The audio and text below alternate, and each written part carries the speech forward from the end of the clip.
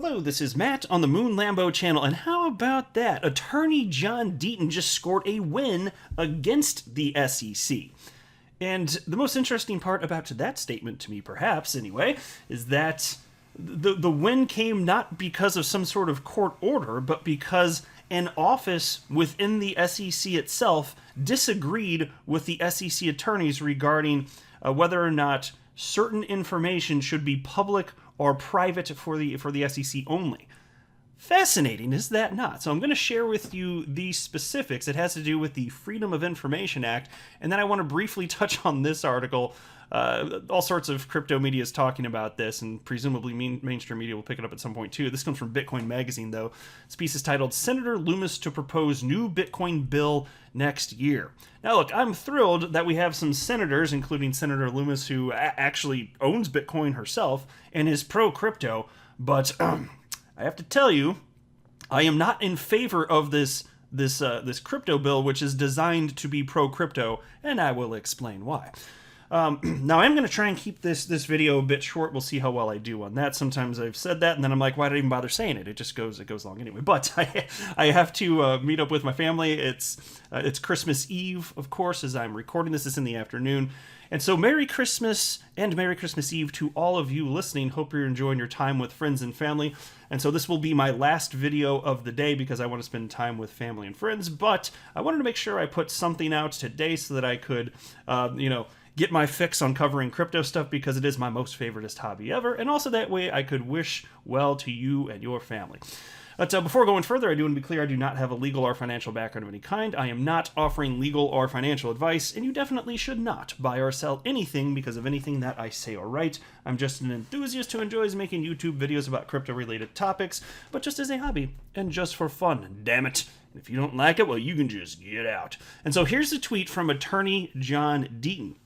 And it's worth noting before I read this, there's some information that John Deaton requested and was ultimately denied. And so he put in a Freedom of Information, via the Freedom of Information Act, put a request in to have the information shared. And for those of you not in the know, this is a real thing. This is the Freedom of Information Act official website here, and you can say, succinctly described on the front page, the basic function of the Freedom of Information Act is to ensure informed citizens vital to the functioning of a democratic society. So the point is to have a certain level of transparency even within the federal government of the United States.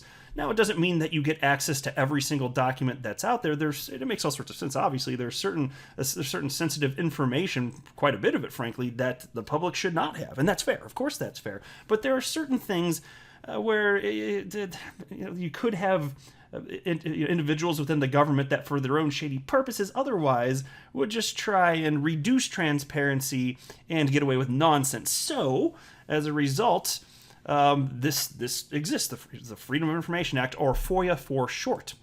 And it's like a foreign concept to people that are not in the United States, I've come to find. But anyway, it's a real thing in the United States, though. It's just an attempt to have greater transparency. And so here's what Attorney John Deaton tweeted out. Hinman Calendar FOIA Update. My Freedom of Information Act request for Hinman's calendar was initially denied by the SEC because it claimed the calendar was, quote, created by staff for their personal use and convenience, end quote, and thus not agency records subject to FOIA, Freedom of Information Act. I appealed to the SEC's General Counsel, and before I show you the SEC's General Counsel response, which ended up being favorable, I want to share with you what Deaton actually wrote to the offices of FOIA here. So check this out. I'm not going to read the whole thing. I want to read the pertinent part, which is the bottom paragraph here. So check this out. This is what John Deaton wrote, and just battling the SEC, because what they put out, it's complete nonsense. It's clearly, it's public information, but they're hiding it. So here's what John Deaton wrote.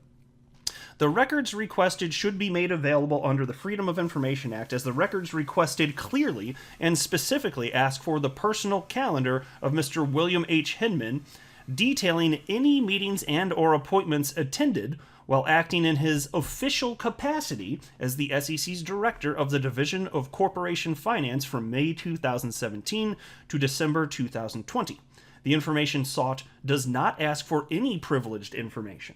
The request only asks for the dates, times, locations, and participating individuals that attended said meetings and/or appointments. The adverse determination was made in error based on a false narrative that Mr. Hinman's calendar was, quote, created by staff for their personal use and convenience, end quote.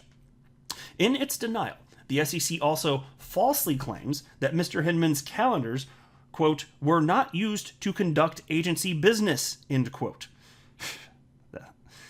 The records sought are directly related to agency business. There is no doubt that Mr. Hinman's calendar was shared with other SEC staff and/or senior personnel.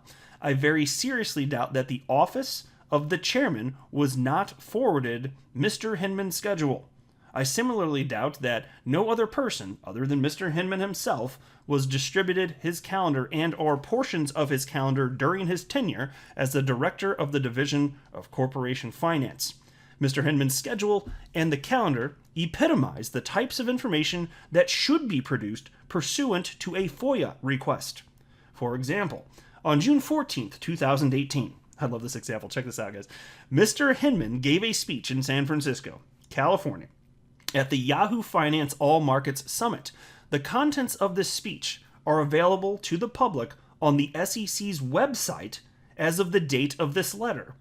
It is truly absurd for the SEC to publish the contents of the speech just to claim the calendar documenting this particular presentation was solely created, quote, by staff for their personal use and convenience, end quote. Isn't that amazing?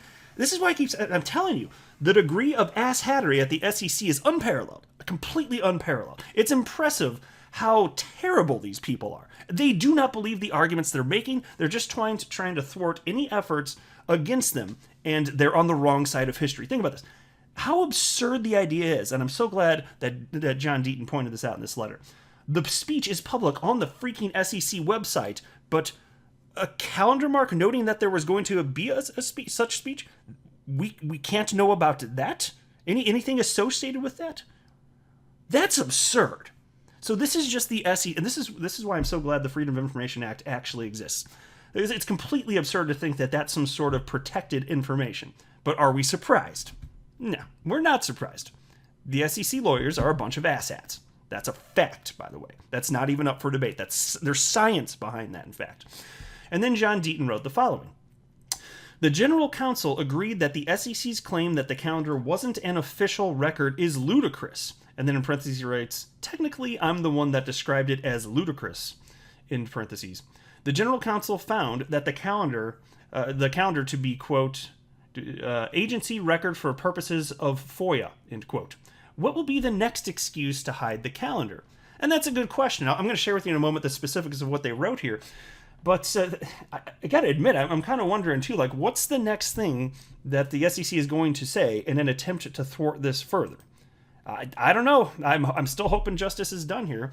But take a look at this. Dear Mr. Deaton, this comes from the Office of the General Counsel. Here you can see here's the, it's like official SEC letter. All right. Dear Mr. Deaton, this responds to your Freedom of Information Act appeals of the FOIA Office's decisions concerning your September 2nd, 2021 FOIA request for the personal calendars of Walter J. Clayton and William H. Hinman, detailing any meetings and or appointments attended while acting in their official capacity from May 2017 to December 2020, including the meeting/appointment dates, times, locations, and participating individuals. In response to your request for Director Hinman's calendar on September 14th, 2021, the FOIA office informed you that, quote, any calendars that may exist were created by staff for their personal use and convenience and are not agency records and are therefore exempt from the FOIA. By letter dated September 14, 2021, the FOIA office responded to your request for Chairman Clayton's calendar and advised you that, quote, his calendar is publicly available and posted on the SEC's website, end quote. On November 23, 2021, you filed the subject appeals objecting to the FOIA office's decision. And so that, pause there to note, that's what that letter from 23rd, that's what I just read to you that John Deaton wrote. And then this is the money part right here. I have considered your appeals and have determined that the calendars maintained by Chairman Clayton and Director Hinman are agency records for purposes of the Freedom of Information Act. I am therefore remanding both requests to the FOIA office for further processing. The FOIA office will search for the responsive records and determine the applicability of any FOIA exemptions to such records. And so we'll see, though. It's like, I understand exactly why John Deaton said what he said, because he wrote, again, what will be the next excuse to hide the calendar? You know they're going to come up with something, because, again, they're asshats, right? So it's going to happen.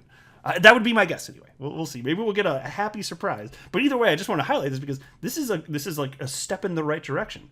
It's so clear that John Deaton could not be more correct and logical in his assessment, and still we have to deal with this nonsense. But this is a win, at least for now. So we'll see what happens. Now I wanted to be brief on this article, though. Senator Loomis to propose new Bitcoin bill next year. I really don't need to read this to bitch about the part I want to bitch about, frankly. But I'll probably be talking about this more in depth in future videos. There'll be plenty of commentary to come from me and others. But here, even just covering the 2 bullet points at the top will suffice for now.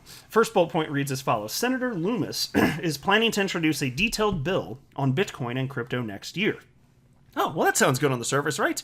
We could use more pro-crypto people putting pro-crypto bills out there and all that crap. Hell yeah, thumbs up. That sounds good, doesn't it? Okay, well, what about bullet point 2? Reads as follows. The bill would provide guidelines for categorizing digital assets. Ooh. And create a new regulatory agency to oversee the cryptocurrency market. No. Like, the government is the reason we have the problem. Look, I like the first part. Like, the bill would provide guidelines for categorizing digital assets.